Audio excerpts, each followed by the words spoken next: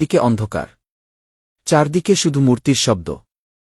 সেই ঘরেই জন্ম নিলেন একজন শিশু, যার নাম ইব্রাহিম আলাইহিসসালাম।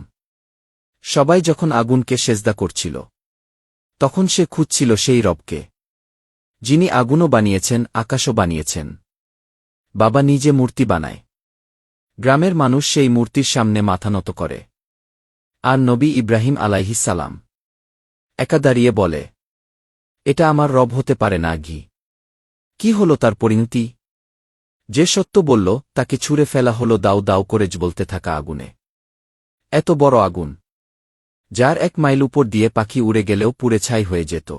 সবচেয়ে গুরুত্বপূর্ণ কাহিনীগুলোর একটা। এটা ধৈর্য, তাওহীদ আর আল্লাহর প্রতি ভরসার গল্প। জন্ম ও পরিবেশ। ইব্রাহিম জন্মগ্রহণ করেন ব্যাবিলনের নমরুদের রাজ্যে।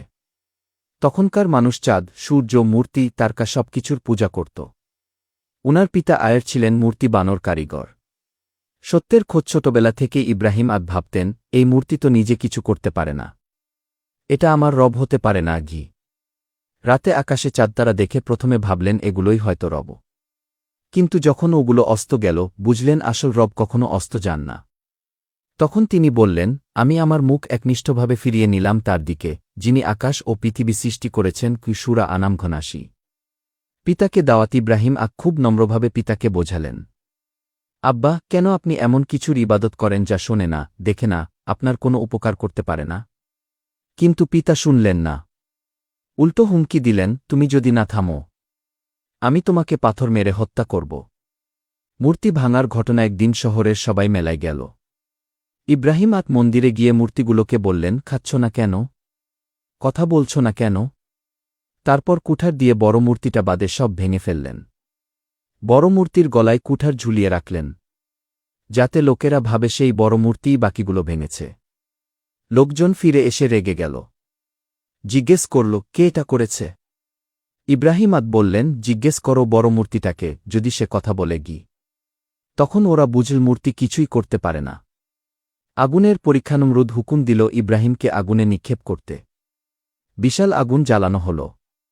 ইব্রাহিম শুধু বললেন, হাসবুনাল্লাহু ওয়া নিমাল ওয়াকিল, আল্লাহই আমার জন্য যথেষ্ট।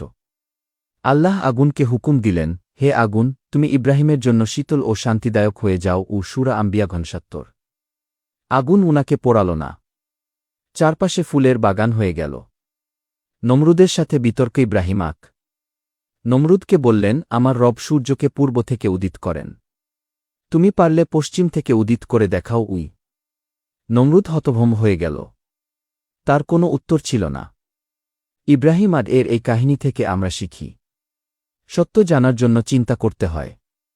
আল্লাহর উপর ভরসা রাখলে কঠিনতম পরীক্ষাও সহজ হয়ে যায়। নম্রভাবে সত্যের দাওয়াত দিতে হয়।